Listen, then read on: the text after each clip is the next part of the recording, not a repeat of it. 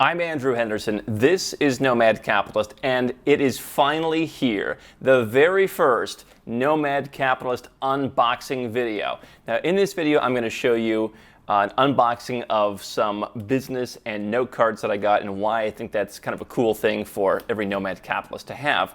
But I'm also going to share with you some of the challenges and what I call the nomad tax of living overseas and ordering stuff online from all over the world. So without further ado, let's get started. So I just got this box delivered by FedEx to my home here in Kuala Lumpur, and it is from the Seattle area in the United States. It took a couple days to get here. Actually a couple days late in delivering it, but better late than never. This is from Hoban Press. Now, as with every company we talk about here, they're not a sponsor. I'm just a fan. And Hoban Press makes these really nice letter cards and business cards and note cards that I think are really cool. I'm a pretty old school guy, and so I like this kind of old school, like sending people, a note card, or when I host these Gatsby-esque parties in different places around the world, occasionally someone wants a card. What's really nice, besides a business card, since I don't go to the rare party that I go to do business, it's nice to have a calling card, old school calling card. So I'm going to struggle with this a little bit, and we'll figure out how it works. So now we have packing peanuts galore. These aren't good for the environment. And here's the first part. So I got two things in this order. Wow, there's like so much in here. I got two different matching items that I guess he boxed up. So this is from Evan, my friend Evan at Hoban Press. He does a really nice job making this really nice personalized stationery. And in today's digital world, I think it's really nice to kind of go back to basics, go back to something classic. So, all right, first envelope, we've got these really nice envelopes. You can see the texture. It's this really nice, really just nice linen-y, kind of high quality texture. So that's the first item.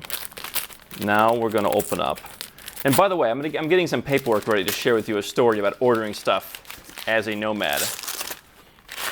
More envelopes, plenty of envelopes. You paid all this money for this? It was not cheap.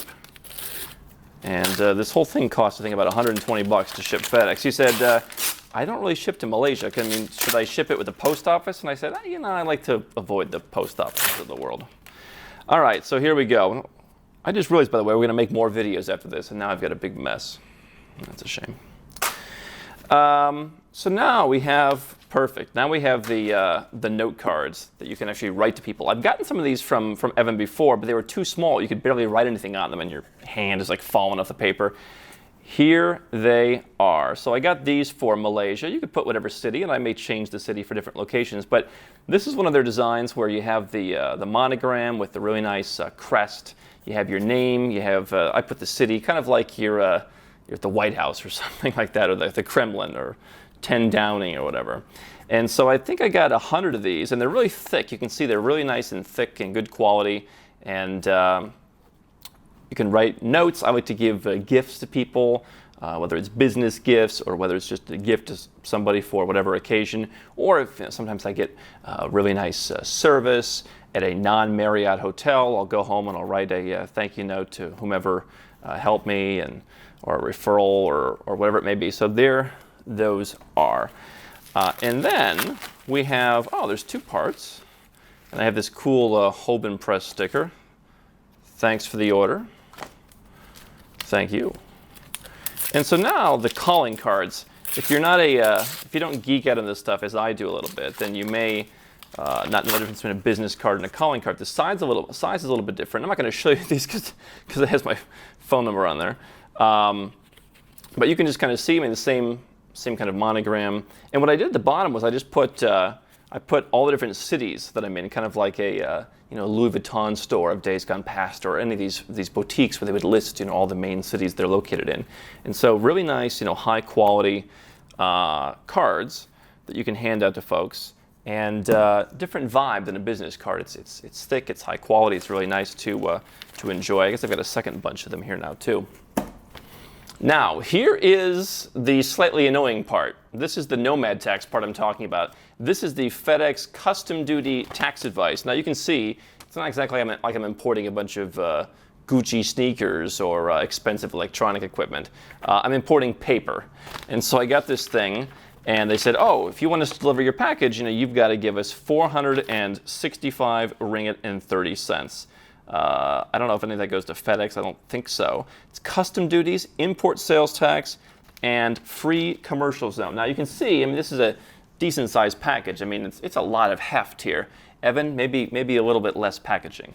But 465 ringgit. So the good news is the ringgit has been underperforming lately.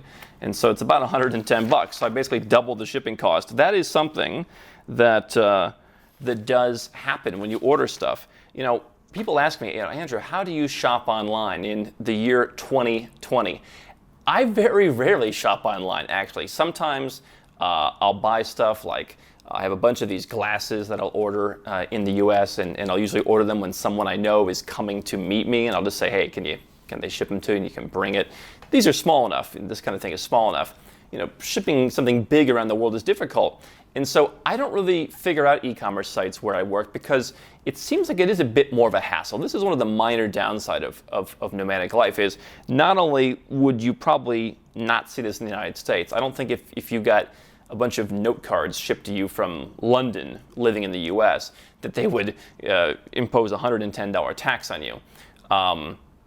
Also, of course, there's a lot of stuff domestically in Western economies. So online shopping there is a bit easier. Now, you have online shopping in Malaysia. Everyone I talk to is talking about online shopping and Lazada and Zalora and all these different sites. For me, what I've done is I've really used the opportunity of being a nomad capitalist to, again, go old school. When I want to buy something, I go downstairs and I walk to a store and I buy it. And if I want to buy shoes, if I want to buy a suit, if I want to buy pants, if I want to buy a new pair of scissors, whatever, I go out and I buy it. And sometimes it's a bit of a hassle. Occasionally, not so often, but occasionally I'm going on and I'm asking a friend, like really, like 90s style, like, hey, like where do you think I could buy some double-sided tape? But for me, it's almost a nice lifestyle adjustment. Shopping online has become convenient for a lot of you. It's one thing that I think if you were to live the nomad capitalist lifestyle that you might slow down on, right? You wouldn't have packages coming to your house every day from buying stuff on Amazon or wherever else. And as you can see, it's a bit more expensive because in a lot of the countries that we talk about, they are somewhat strict on customs. I haven't actually seen Malaysia be very strict. I've actually had suits custom made sent here from overseas, and they're like, hey, you can have it. But this time they decided to charge me this $110. So there you have it. It's our very first unboxing video. And understanding that the nomad capitalist lifestyle is a little bit different. If you can save hundreds of thousands or millions of dollars in taxes and put that money to work for you, if you can lower your cost of living, if you can have a better quality of living, if you can be part of a lot of the boom markets in the world, to me, paying 110 bucks is a small trade-off. And quite frankly, they ask so little of me here. It's weird to pay it in this way, but God bless them. They got 110 bucks, and there you go. How can Nomad Capitalist help you? 4 ways. Number 1, subscribe to our channel and click the notification bell to make sure you get our new video every day. Number 2, get a copy of Nomad Capitalist, the book. You'll learn a lot of my personal experiences over a dozen years of studying this stuff, as well as exactly some of the strategies that you can use to build your Nomad Capitalist plan.